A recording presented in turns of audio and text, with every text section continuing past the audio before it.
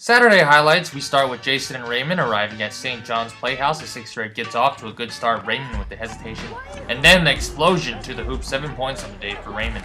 From the free throw line, however, it was a nightmare. Combined 2 for 14 on the afternoon, 0 for 8 in the first half alone. The 6th grade was down 5-4 at halftime. Third quarter, Garrick playing some D gets a piece of that shot, and then he comes back the other way. It doesn't look pretty, but it goes in, and the 6th grade takes the lead.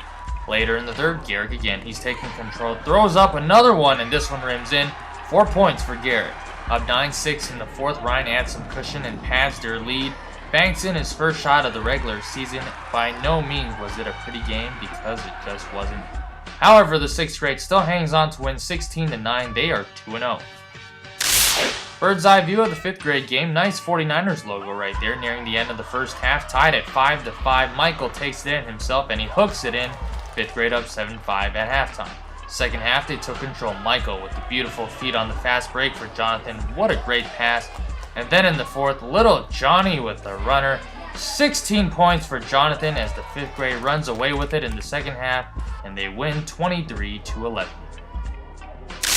The 7th grade won by forfeit today, so they decided to have a scrimmage. Meet James. He's Gabby's little brother. He drains the jumper, and then afterwards, he sits next to the other James. And now we have Jim and Jim sitting next to each other.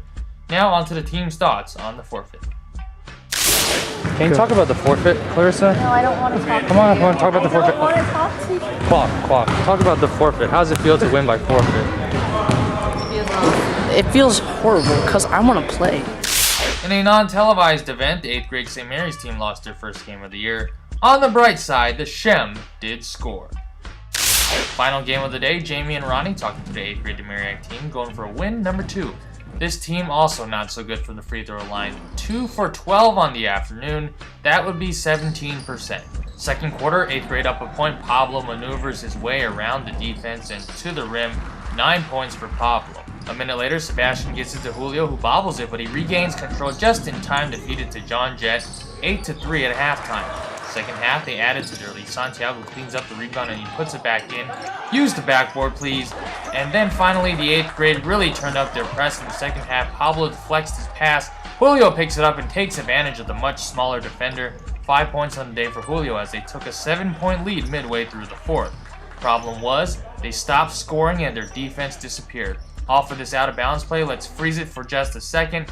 As you can see, absolutely nobody gets in front of this bright jersey. It's an easy 2 points, and just like that, the 8th grade was up only 1.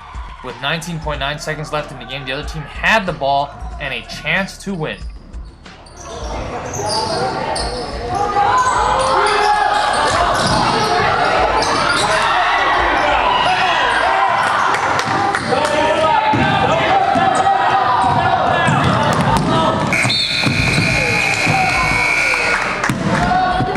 The Demariac 8th grade somehow holds on for an 18-17 win.